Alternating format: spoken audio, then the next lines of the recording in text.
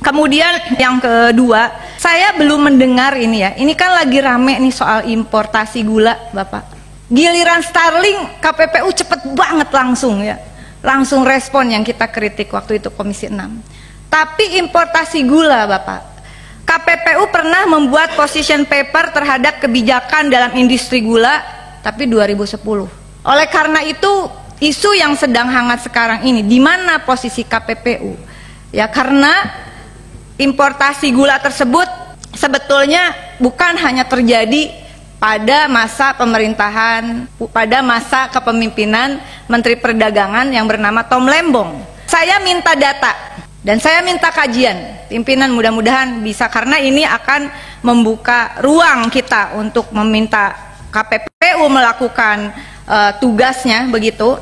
Saya senang keluar Perpres ini.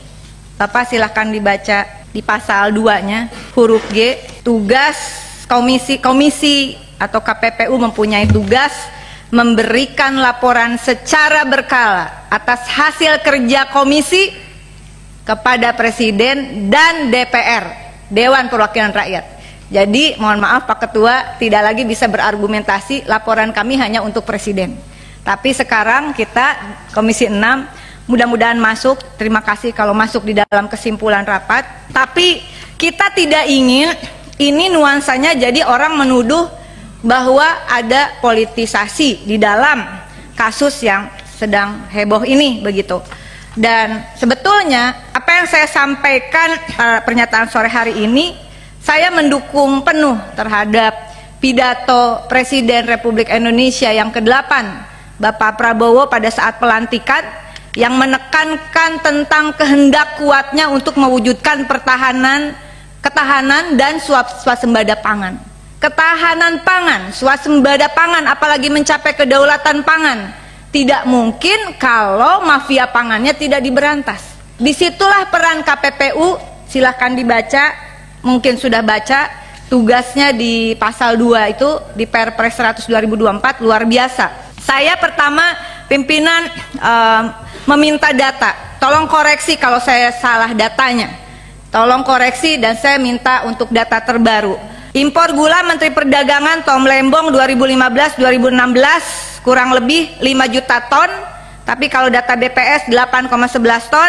Kedua, Menteri Perdagangan Enggar Tiasto 2016-2019 kurang lebih 15 juta ton, data BPS 13,59 juta ton.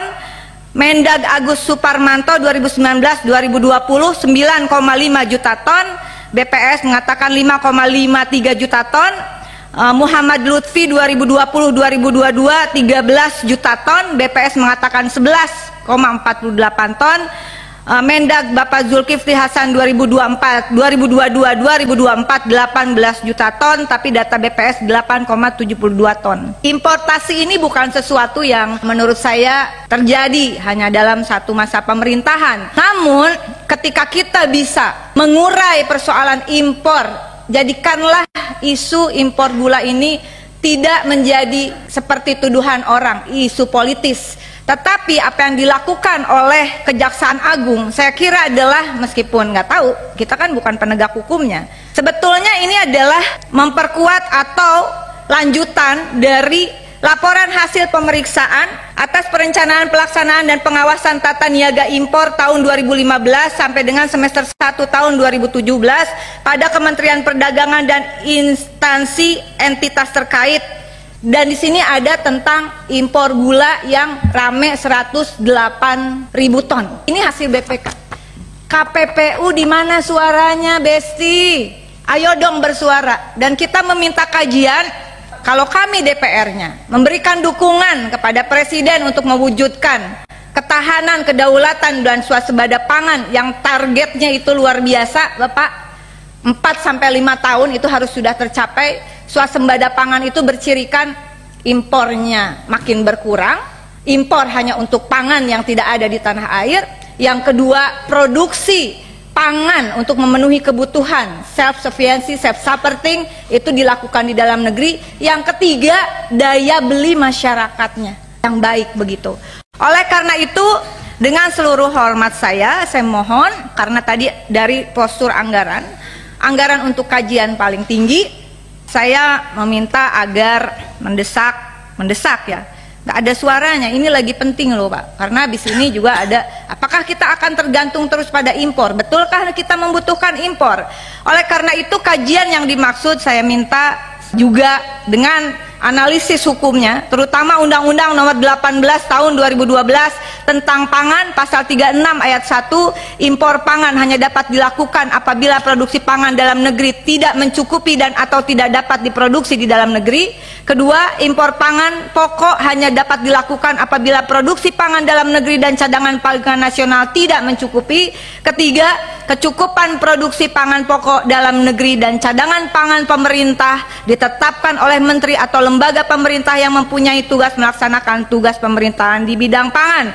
Konsideran hukum menimbang yang menurut saya juga penting menjadi acuan KPPU adalah Undang-Undang Nomor 19 Tahun 2013 tentang Perlindungan dan Pemberdayaan Petani dan Undang-Undang Nomor 30 Tahun 2014 tentang Administrasi Pemerintahan, sekaligus ada kajian terhadap berbagai peraturan Menteri Perdagangan tentang ketentuan impor, termasuk di dalamnya ketentuan impor gula. Demikian pimpinan, data saya kira supaya tidak simpang siur ini dan supaya tidak dituduh bahwa pemerintahan baru ini hanya menyasar satu orang dengan alasan politis, padahal itu adalah tindak lanjut temuan BPK. Menurut saya sebagai badan negara juga tentu saja KPPU memiliki peran signifikan, tugas yang luar biasa. Yang sebetulnya Anda bekerja di situ adalah juga tadi teman mengatakan ini adalah lembaga yang dibuat sebagai juga menandai reformasi 98, 99 loh dua-duanya.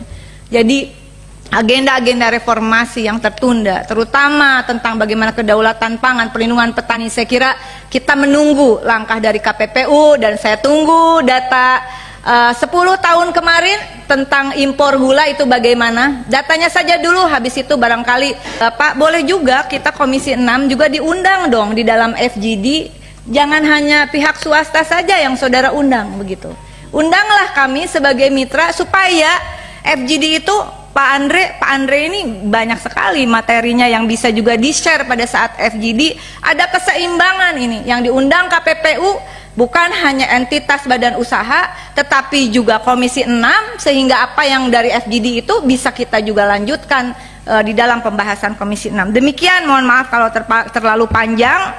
Terima kasih. Wallahul muwaffiq ila aqwamit thoriq. Wassalamualaikum warahmatullahi wabarakatuh.